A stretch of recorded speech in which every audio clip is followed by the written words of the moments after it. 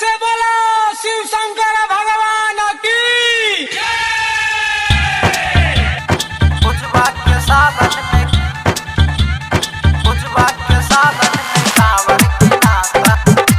Music by Riya studio Khagaria. Music director Dharmendra. कुछ वाक्य सावन में कांवर की नाता। कुछ वाक्य सावन में कांवर की नाता। कांवर की नाता हो कांवर की नाता। कुछ वाक्य सावन में कांवर की नाता। कांवर की नाता हो कांवर की नाता। ओही कांवर बाबा बलबम लिखाता। वही कांवर बाबा बलबम लिखाता। गेरुआ साड़ी पहने देवघर जाता। देवघर जाता हो देवघर जाता। कुछ वाक्य सावन में कांवर की नाता। कुछ वाक्य सावन में कांवर की नाता।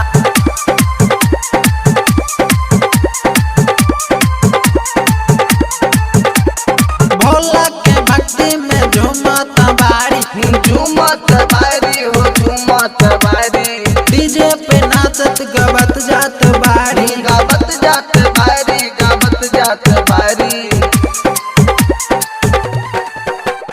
भोला के भक्ति में झूमता बाड़ी।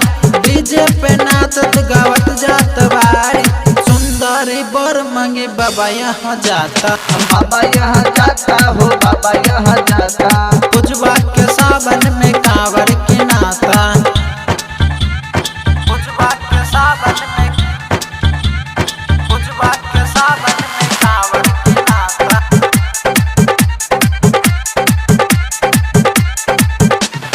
Music director Dharmendra.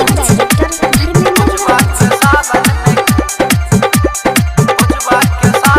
कांवर की नाता। भंगिया के पत्ता भोला पर चढ़ाई।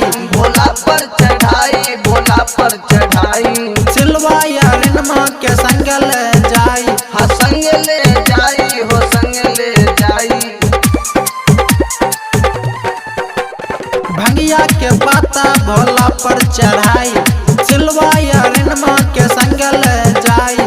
लक्ष्मण अवधस राइटर लव कुश जाता। लब कुश जाता हो लब कुश जाता। कुछ वाक्य सावन में कांवर की नाता।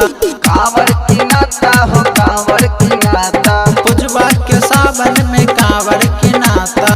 कांवर की नाता हो कांवर की नाता।